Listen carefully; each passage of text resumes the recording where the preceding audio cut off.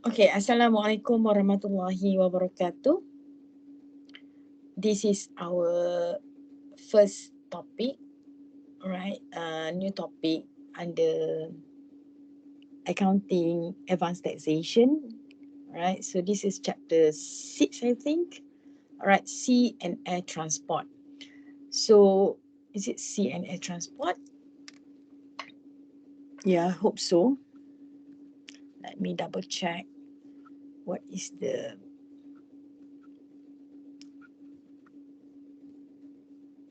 okay.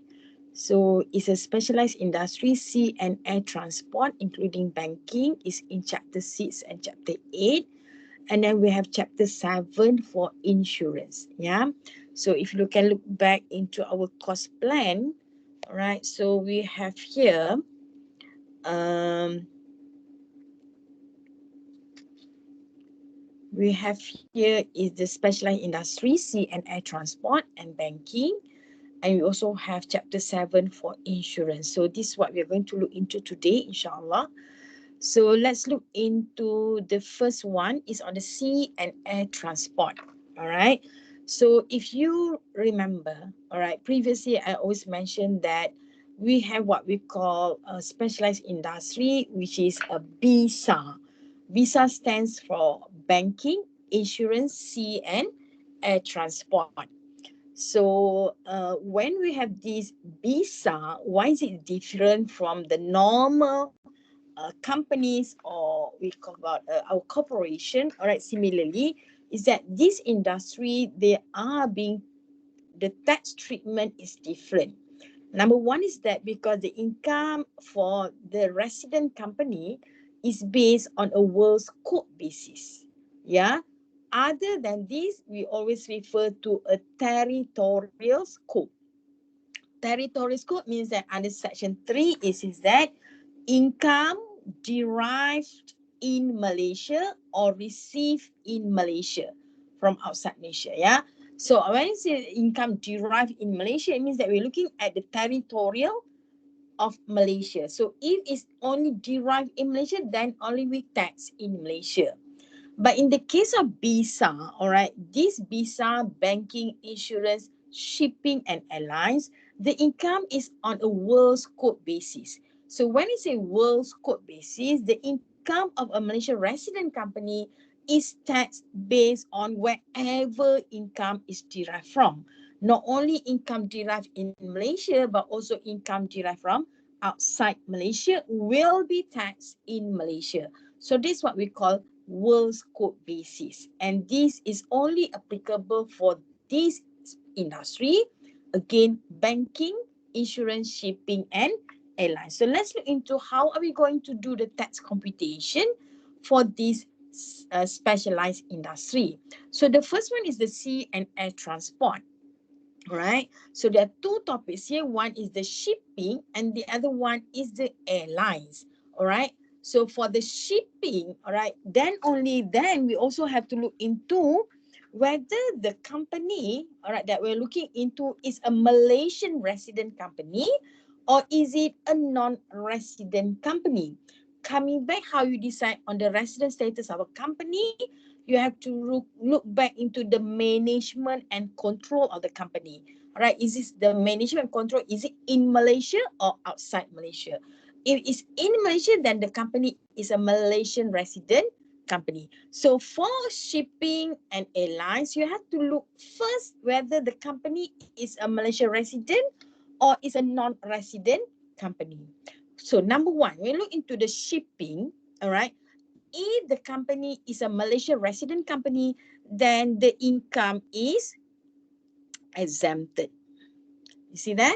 The income is exempted. So what I mean by exempted, it means that even though the income is derived in Malaysia or from outside Malaysia, all right, is taxable, all right, is subject to tax, but it was given as an exemption. It means that the company do not have to pay tax on the income, all right? So income exempted means that the income derived is exempted from tax. It's chargeable, but then it's exempted because the law says so. Yeah. So when you say exempted, it means that the whatever income is exempted, it means that it will be it goes into what we call exempt account. So from this exempt account, the company can declare two-tier exempt dividend. So this one we have covered when we did our tax incentive in your taxation 2 previously. All right. So again, for a Malaysian shipping company, resident, then the income is exempted. So this Malaysian shipping company, they don't have to pay tax on the income derived. Yeah. All right. But if it's a non-resident company, then they have to refer to the what we call either the 5% method or the ratio certificate method. Right? Okay. For the airlines, what is this world scope? I think that for airlines, is the income of the resident is based on a world scope basis. All right, so it will be taxable. So we look into the computation later. And if it's a non-resident airlines company, then the method will be the same. Either go for 5% method or the ratio certificate method. All right. So what is a world scope method? Here means that we are going to look into the computation later on how to assess income or determine the chargeable income of an airlines company. Okay. All right. So for a resident, again, it's a world scope basis. All right. For the non-resident, it will be based on the derivation basis. So it means that for a non-resident for shipping and airlines company, all right, income is based on the derivation. So a non-resident will only be taxed on income derived in Malaysia. It means that non-resident company, shipping and airlines, we only tax them tax them on the income which they derive from Malaysia. And how to tax the income derived in Malaysia is either using the 5% method or the ratio certificate method. Understand? All right. All right. In that, it says that the income from the transporting business is computed as a separate and distinct business of that person. So it means that, all right, remember that you can have, for example, let's say an airlines, right? So they may have their transporting business, all right? So they could transport business, transport passenger, transport cargo. So all these things has to be computed separately, all right, depending on the uh, and distinct business of that person, actually as a separate and distinct business of that person. So if you have any other business under the same company, so this business of transporting must be computed separately. All right. So I think that that would be clear. Yeah. All right. Then only you can determine the income from the transport. Then only you determine how much the tax income, tax, how to compute in tax on the income from the transportation business. Yeah. Then you may have other business income as well. Okay. The next one is that what do you mean by definition? So this one we go into the Malaysian ship. Yeah, Malaysian ship. So Malaysian ship is a sea-going ship registered under the Merchant Shipping Ordinance 1952. So it's not all ship. Yeah, when you talk about Malaysian ship, must be registered dengan Merchant Shipping Ordinance 1952. And this ship, all right, exclude any ferry, barge, tugboat, supply vessel, crew boat, lighter, dredger, fishing boat, or other similar vessel. So it means that, all right, remember that we say that the shipping here, income is exempted. So only sea-going ship, all right, income derived from a sea-going ship is exempted. So if you have income from ferry ke, from tugboat ke, supply vessel, so that is taxable, right? So, and then we also have what we call this casual cost. So this one is the term used in the transportation or the shipping business lah. Casual cost ni in terms of the shipping dengan airlines kita panggil casual cost lah. Alright. But this casual cost is relevant to a non-resident only. So it means that in the 24 months preceding a particular call, there were no other casual costs at Malaysian port by any ship belonging to the same operator. But it's okay. But later you nampak je benda tu casual call, you know that, alright, is it part of not part of the computation or not? Alright, later we look into that again. All right, so in this case, we're talking about shipping here, all right, that includes partnership. So partnership under this rule regulation, they are also chargeable person. Yeah, okay, okay. So for you, for section 54A, all right, for exemption of shipping profits, you have to fulfill certain criteria, all right. It said that exemption of shipping income from Malaysian ship, all right, is given if the qualifying person must be a person resident in Malaysia. So person here refers to an individual or a company. Yeah, so we're looking at whether it's a resident company, a resident person lah. Yeah.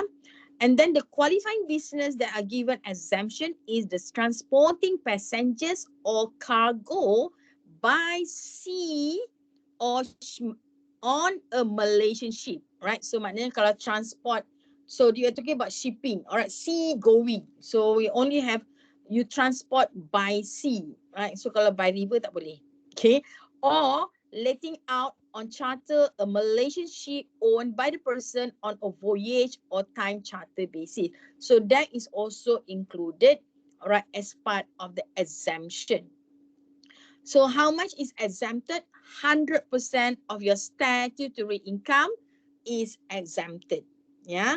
And in order for you to determine how much is your statutory income, which is exempted from tax, all right, you have to deduct you must have your profit before tax coming to your adjusted income. So your adjusted income, you must claim your capital allowance.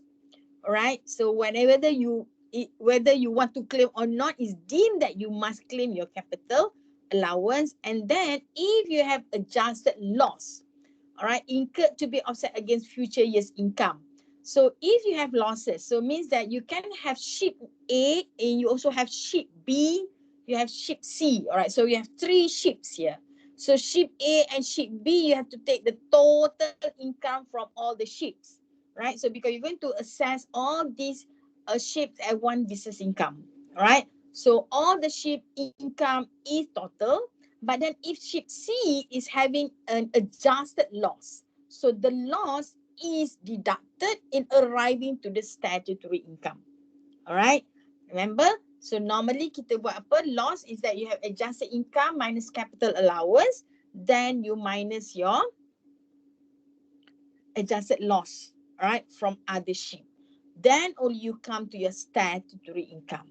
So statutory income in this case will be exempted. So you don't have to compute any more tax because this statutory income is exempted. So whatever your statutory income here goes into your exempt account, and then you can declare dividend from your exempt account. All right.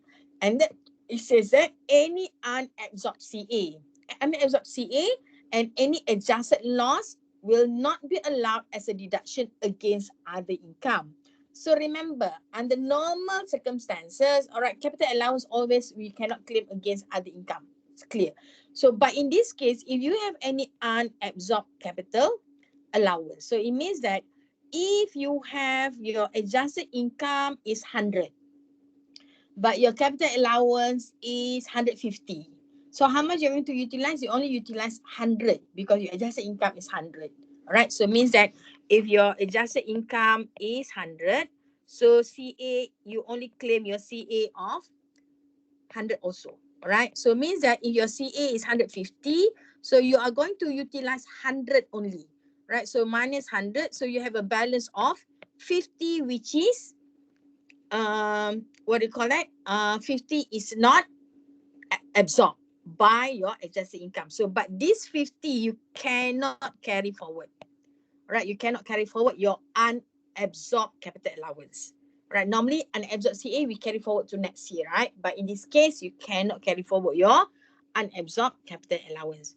Similarly, for example, the second one is the adjusted income. So, under normal circumstances, you have your statutory income minus loss brought forward, remember? And then what? And then you have plus other income, right? And then you have your aggregate income. What else? Minus current year loss, all right? This one is from business, other business. All right. So if you're currently loss, in this case, your ship C having losses. So this loss, all right, if it's unabsorbed in arriving to your statutory income, you cannot use it against your other income here. All right. So your unabsorbed loss or your adjusted loss from your ship C can only be utilized against your shipping income. Cannot be utilized against your aggregate income. So this is how it differs. All right, the tax comp on the shipping differs from the normal tax computation. So you must know all these things lah. Yeah.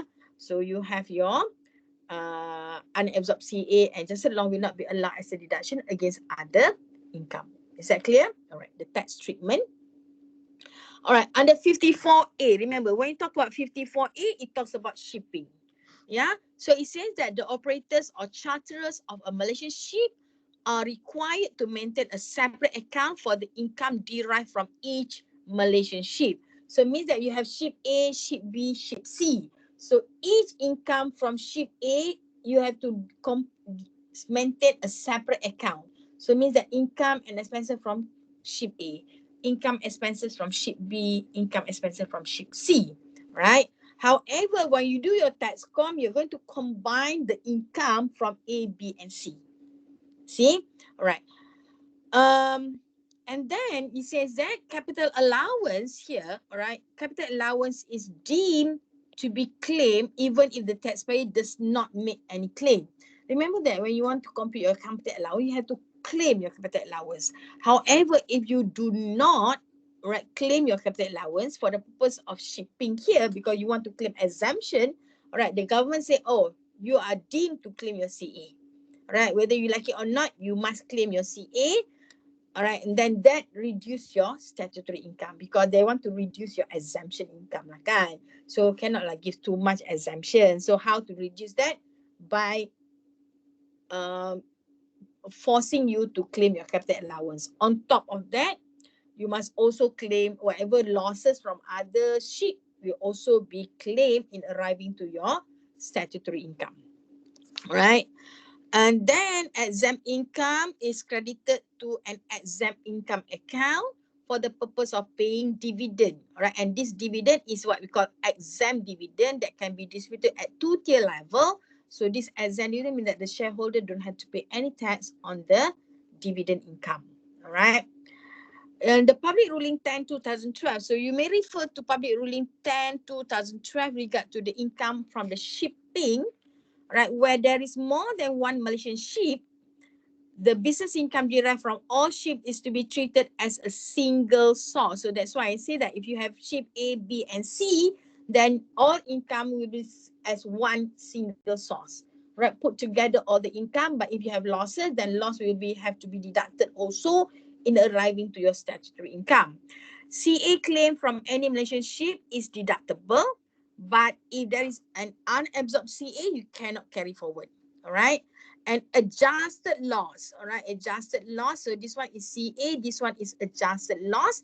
Can only be deducted against income exempt under Section 54A. It means that you can only deduct against your shipping income.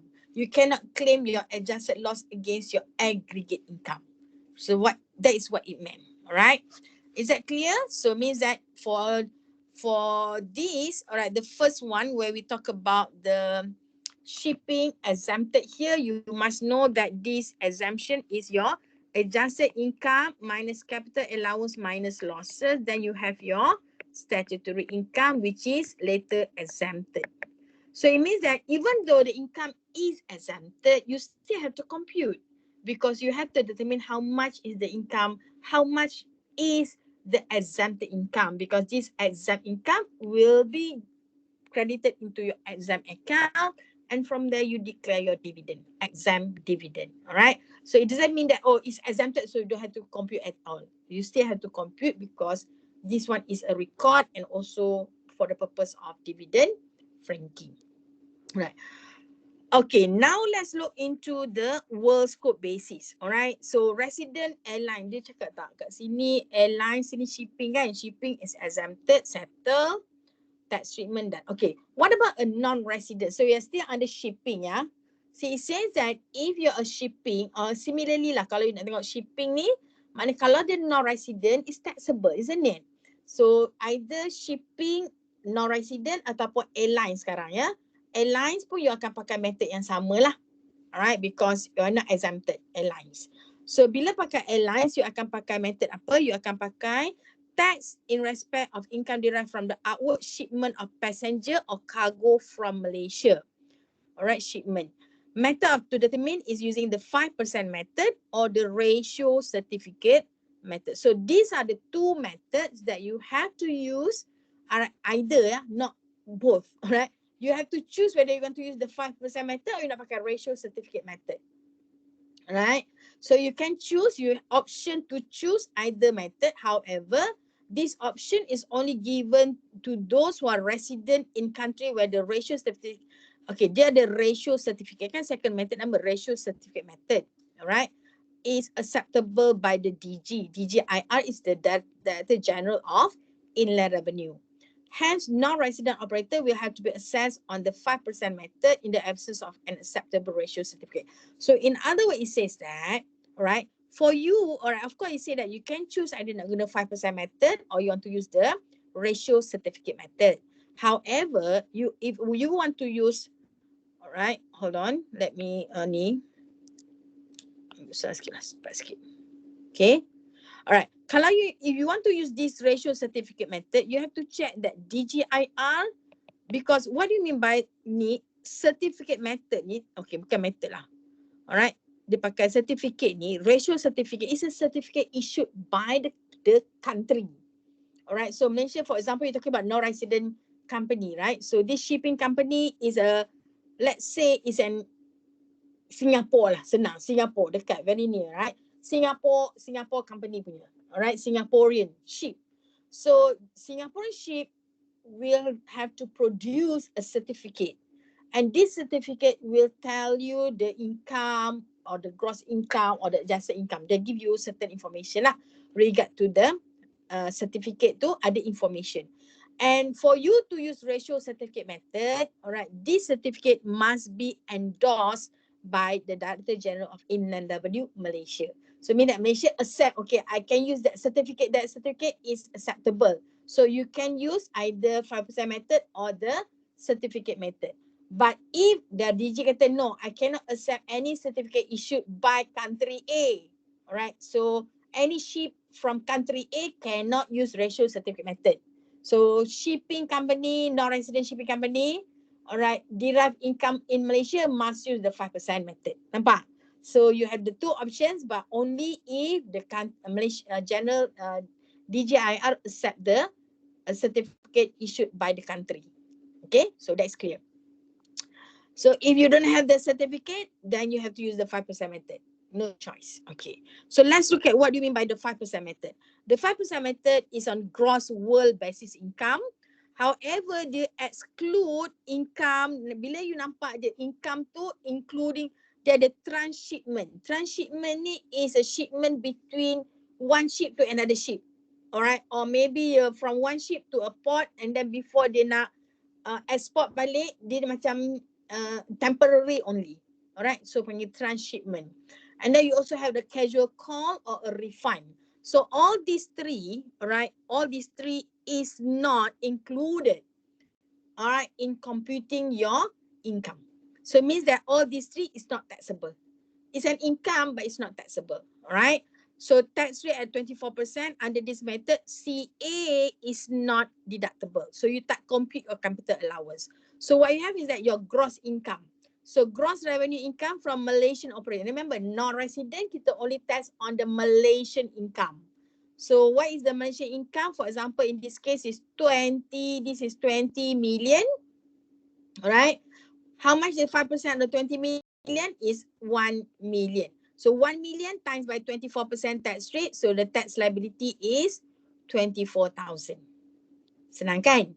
So but in arriving to this gross revenue, you do not take into account the transshipment, casual call or any refund. So katalah you have a revenue and including these three, so you take it out. So then your income revenue will be lower.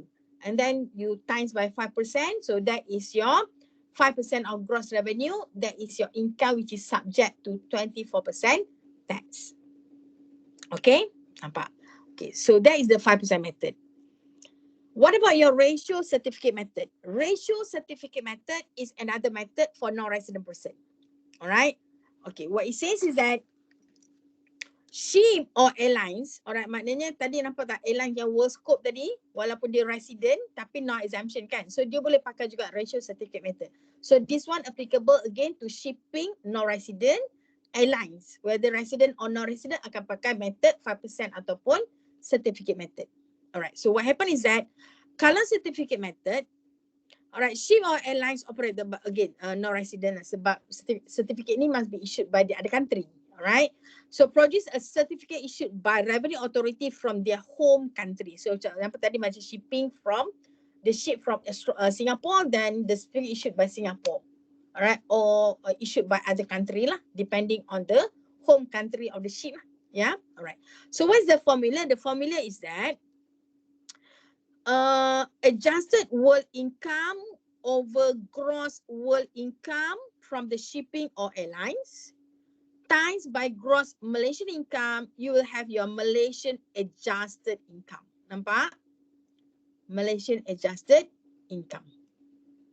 And this Malaysian, the gross income here again exclude the three item tadi lah. The transshipment, the casual call and the, apa benda satu lagi? Casual call and any refund lah, if there is lah. Yeah. So the three item here is excluded for you to determine the gross Malaysian income.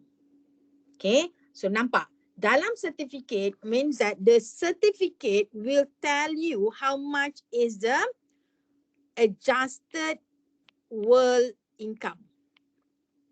Nampak? Alright, and then it will also tell you how much is the gross world income. Okay, adjusted world income dengan gross world income. Then using this, you times by your how much is the income received from Malaysia. From there you akan dapat, from ni you akan dapat Malaysian adjusted income. Okay tak ni? Alright. So gross ni you kena take into account, you kena minus all these three item lah. Right, minus your casual call, your transshipment. So take it out so for you to decide how much your gross Malaysian income tu lah. Alright. Okay. Adjusted world income over gross world income namanya. Times by your Malaysian income, and Malaysian income you consider minus your transshipment and your casual call, then you get your Malaysian adjusted income. Ni baru dapat satu. Nampak? Malaysian adjusted income. Number two is that you also have, remember your adjusted income, you nak tolakkan dengan normally apa? Adjusted income, tolak capital allowance, come to your statutory income. Remember? Okay. So now you ada dah nombor satu, you have the Malaysian adjusted income. So now you want to compute what is your capital allowance. Alright. So the capital allowance under certificate method is that how to compute. Dia akan bagi you what is the world capital allowance. Nampak? World capital allowance over gross capital, gross world shipping,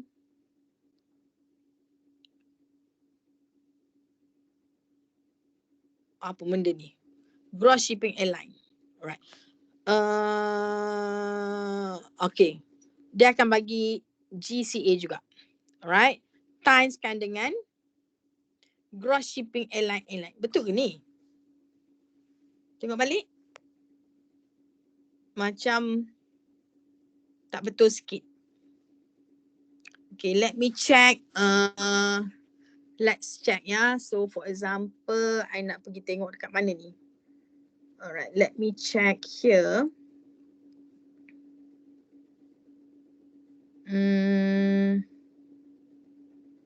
Okay. Dia nak kira ni dia macam sama jugalah, dia akan pakai Malaysian income juga. So sini akan ada Malaysian capital allowance. Right, Malaysian capital allowance. So you akan pakai world capital allowance over gross adjusted world capital ni. World capital allowance kan. Total world over gross world shipping airlines. Oh, I tahu macam ni. Senang nak ingat macam ni. Okay, last sekali. So let me delete ni. Okay. Yang ini pun nak senang macam ni. Alright. You nampak macam ni je. Okay. You akan ada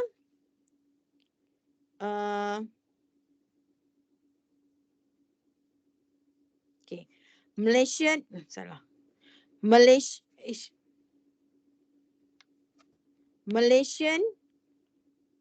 income over gross world income darabkan dengan adjusted world income. Nampak? Ni nombor 1. Dekat bawah bila nak kira CA, you kena kira apa? You akan kira Malaysian income over world gross income darabkan dengan world capital allowance. Right? So sama. Malaysian income over gross world income. So Malaysian income from Malaysia. Gross world income is actually given in the certificate. Right? And the AWI is the adjusted world income is also from the certificate. Right? So what you have is actually I buat macam ni. Ni Malaysian income ni you have to come out yourself. The other two, gross world income and the average world income is given in the certificate. Similarly, alright, you have to come up with your, remember you have your Malaysian income. Dia akan bagi over, of course, your gross world income daripada certificate, and they also give you the world capital allowance. Right, so world capital allowance also in the certificate. So from there you akan dapat adjusted capital allowance. So this is your number 2. So from the computation you akan dapat Malaysian adjusted income, which is number 1 tadi, minus capital allowance derived from number 2, then you come to your statutory income. Yeah, so the computation is based on the certificate. Alright, but the Malaysian income is your income lah. But how you want to compute the adjusted income based on the method is that you have to take this information from the certificate. Alright, so then you have to compare lah. Statutory income, alright, then you have statutory income. One is from your 5% method, the other one is from your certificate method. Ratio, that's why nama dia ratio, sebab dia ambil ratio kan. Dia ambil you punya ratio. Nampak tak? So that's why namanya ratio certificate method. So when you compare both, which one is lower? So if 5% lower, use 5%. But if RCM is lower, then use RCM. So you have the option to choose which method that give you a lower tax liability, then you use that method. Alright? Okay. Sometimes, right, this certificate is not issued on a timely. Right, sometimes the government or the country issued certificate later. So if you don't have the certificate, all right, when you want to submit your tax com, you don't have the certificate issued by your country, so you have to use your 5% method first. But later, when you have your certificate, then you can compute using the certificate and you decide whether you want to remain using 5% method, or now you want to resubmit or review your taxcom using the 5% method. That is allowable. Alright, but of course you have to fulfill certain requirement lah. Okay, so that is on the shipping and airlines. Alright, so I think please refer to the your study guide. Alright, on this chapter 6 and chapter 7. Is it 6 and 7 again? Cost outline, sorry. Sea and air transport is chapter 6 and chapter 8, right? So please refer to these 2 chapters first. Alright, and then we'll come back. Oh, I punya insurance, I will see you insyaAllah in the next class when I come on the 19th lah kot. Macam mana tu? Oh, tak lah. I have to make another recorded lecture. Alright, so I think that's all for now. Alright, please go back and check and then refer. Alright, hopefully what I have explained to you is in accordance to what is in your apa? In your what? Study guide lah. Alright, please refer to that again. And if you are not clear, then of course we can refer to that again when I come back. Alright. Alright, all the best to you. Assalamualaikum warahmatullahi wabarakatuh.